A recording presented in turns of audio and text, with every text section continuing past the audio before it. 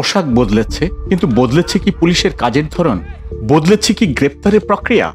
বদলেছে কি জবাবদিহির সংস্কৃতি? নাকি আমরা শুধু বাহ্যিক পরিবর্তন দেখছি, ভেতরের কাঠামো আগের মতোই রয়ে গেছে? পুলিশ রাষ্ট্রের এক অপরিহার্য বাহিনী। পুলিশ ছাড়া আধুনিক রাষ্ট্র চলতে পারে না। দেশে আজ পুলিশ বাহিনীর যে অবস্থা, তার জন্য যৌথভাবে বিগত আওয়ামী লীগ সরকার এবং পুলিশ বাহিনী উভয়ই দায়ী। সরকার ক্ষমতা কুক্ষিগত করার জন্য পুলিশকে ব্যবহার করেছে, আর পুলিশও তার পেশাদারিত্বের বাইরে গিয়ে ব্যবহৃত হয়েছে। এর বিনিময়ে অনেক উচ্চপদস্থ কর্মকর্তা নানা সুবিধাও ভাগিয়ে নিয়েছে। বিগত সরকারের আমলে পুলিশের অনেকেই বিশাল সম্পদের মালিক হয়েছেন।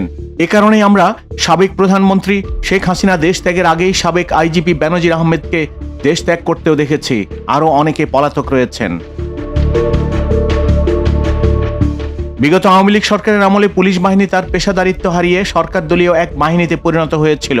বিরোধী রাজনৈতিক দলকে দমন করতে গিয়ে রাষ্ট্রের সর্বোচ্চ শক্তি প্রয়োগ করেছে। পুলিশের রাজনৈতিক ব্যবহার নতুন নয়। ব্রিটিশ আমল থেকেই পুলিশের এ রাজনৈতিক এবং রাষ্ট্রীয় ব্যবহার শুরু হয়। 1857 সালের সিপাহী বিদ্রোহের প্রেক্ষাপটে প্রণয়ন করা হয় পুলিশ আইন। ব্রিটিশ সরকার এদেশ ও এদেশের মানুষের উপর শাসন ও শোষণ নির্বিঘ্ন করতেই পুলিশ আইন তৈরি করে। সেই থেকে ব্রিটিশ, ভারত, পাকিস্তান ও বাংলাদেশে সব সরকারই পুলিশকে সেভাবেই ব্যবহার করেছে। সবশেষ গত অভ্যুত্থানে পুলিশের ভূমিকা আমরা সবাই জানি। সরকারের আদেশে পুলিশ বাহিনীর অনেক সদস্যই গণহত্যায় জড়িয়ে পড়েছিল।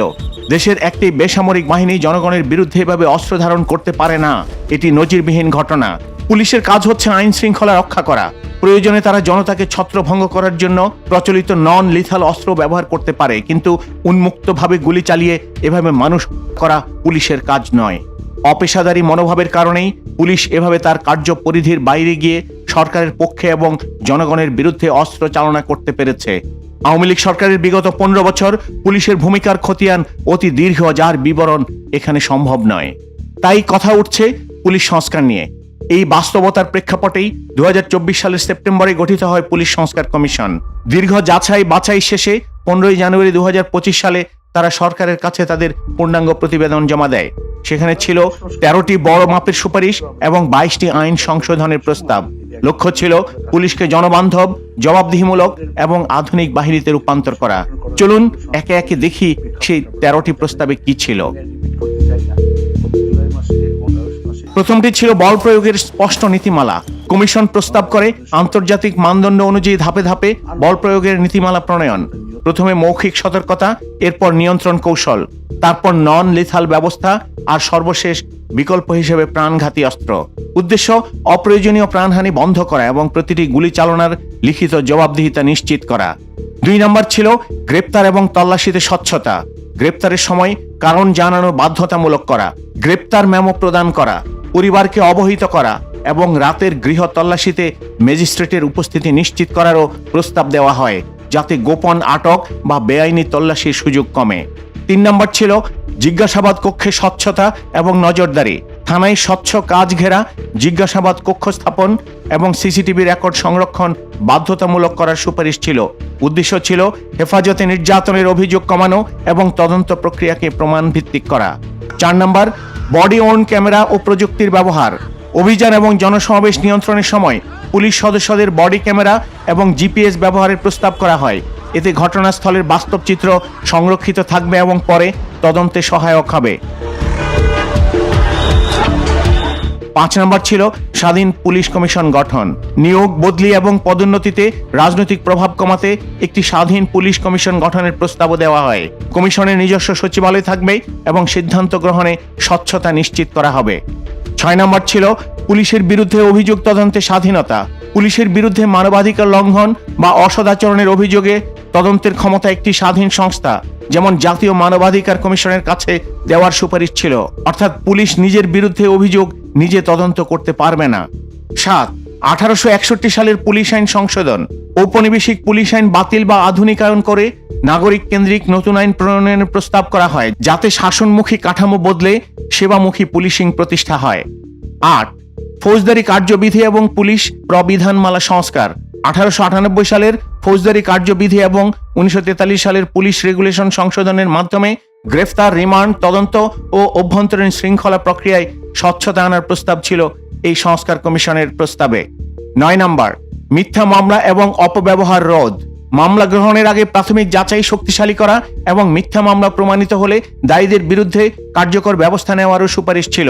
এতে রাজনৈতিক বা ব্যক্তিগত প্রতিহিংসামূলক মামলা কমানো সম্ভব হতো। 10 নম্বর, দুর্নীতি প্রতিরোধে বিশেষ টাস্কফোর্স।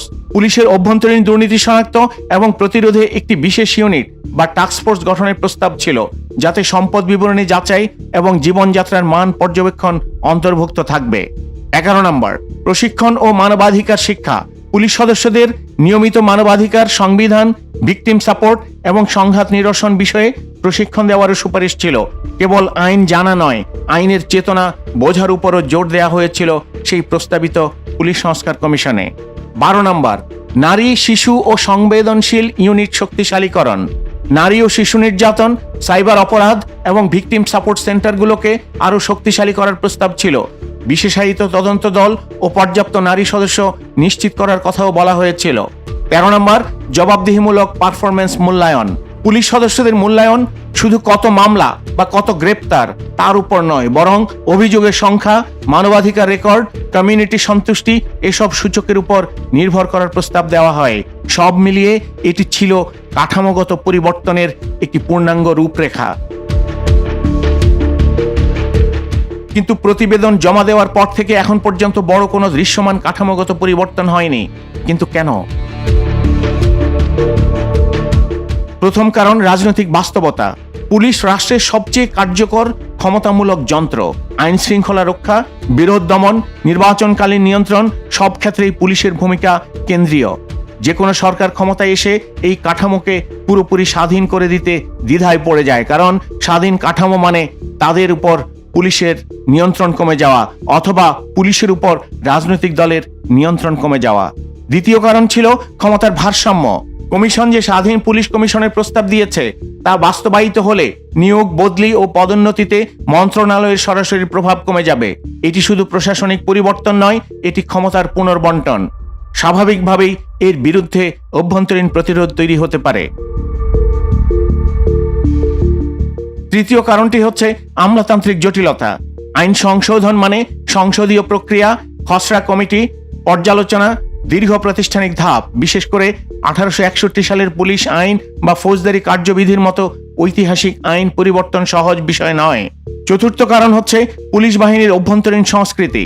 বহু বছর ধরে যদি একটি বাহিনী রাজনৈতিক নির্দেশ নির্ভর হয়ে কাজ করে, তাহলে হঠাৎ করে সেই সংস্কৃতি বদলানো কঠিন। সংস্কার কেবল আইন দিয়ে হয় না, মানসিকতা ও অভ্যাসও বদলাতে হয়। পঞ্চম কারণ, ইতিহাস আমাদের আশাবাদী করে না। 2007 সালেও পুলিশ সংস্কারের উদ্যোগ নেওয়া হয়েছিল, আলোচনা হয়েছিল, খসড়া হয়েছিল, কিন্তু বাস্তবায়ন হয়নি। অর্থাৎ কমিশন গঠন মানেই বাস্তবায়ন নয়। সবশেষে একটি বাস্তব প্রশ্ন আছে, সংস্কার কি সরকারের অগ্রাধিকার তালিকার উপরের দিকে আছে, নাকি রাজনৈতিক ও অর্থনৈতিক অন্যান্য সংকটের ভিড়ে এটি পিছিয়ে গেছে? এরই মধ্যে 12 ফেব্রুয়ারি নির্বাচনে নিরঙ্কুশ বিজয় পেয়েছে বিএনপি। গত 23 ফেব্রুয়ারি স্বরাষ্ট্রমন্ত্রী সালাউদ্দিন আহমেদ বলেছেন, পুলিশ জনগণের বন্ধু। এটা আমরা মুখ দিয়ে জানি, কিন্তু বাস্তবে জনগণের বন্ধুতে পরিণত করার জন্য আমরা কাজ শুরু করছি। পুলিশ জনগণের বন্ধু, এটা আমরা মুখে জানি, কিন্তু বাস্তবে জনগণের বন্ধুতে পরিণত করার জন্য আমরা কাজ শুরু করছি। এখন প্রশ্ন, এই কাজে শুরু কোথায়? স্বাধীন পুলিশ কমিশন কি বাস্তবায়িত হবে? আইন সংশোধন কি সময় মতো হবে, নাকি আবারও একটি রিপোর্ট ইতিহাসের তাকেই ধুলো জমবে? পুলিশ সংস্কার কেবল একটি প্রশাসনিক ইস্যু নয়, এটি রাষ্ট্র ও নাগরিকের সম্পর্ক পুনর্গঠনের প্রশ্ন। থানার ভেতরে যে আচরণ দেখা যায়, সেটাই রাষ্ট্রের প্রকৃত চরিত্র প্রকাশ করে। পোশাক বদলেছে, কিন্তু রাষ্ট্র বদলাতে হলে কাঠামো বদলাতে হবে। কাঠামো বদলাতে হলে বদলাতে হবে ক্ষমতার ভারসাম্য, আর ক্ষমতার ভারসাম্য বদলাতে হলে প্রয়োজন রাজনৈতিক সাহস। যদি সেই সাহস দেখানো না হয়, তাহলে ভবিষ্যতেও যে কোনো সরকার একই যন্ত্র ব্যবহার করবে। আর যদি সত্যিকারের সংস্কার হয়, তাহলে একদিন সত্যি পুলিশ জনগণের বন্ধুতে পরিণত হতে পারে। এখন দেখার বিষয়, এই সংস্কার কি আরেকটি অসমাপ্ত অধ্যায় হয়ে থাকবে, নাকি এটাই হবে একটি নতুন অধ্যায়ের সূচনা? উত্তর সময় দেবে। কিন্তু এবার নজর রাখবে জনগণ।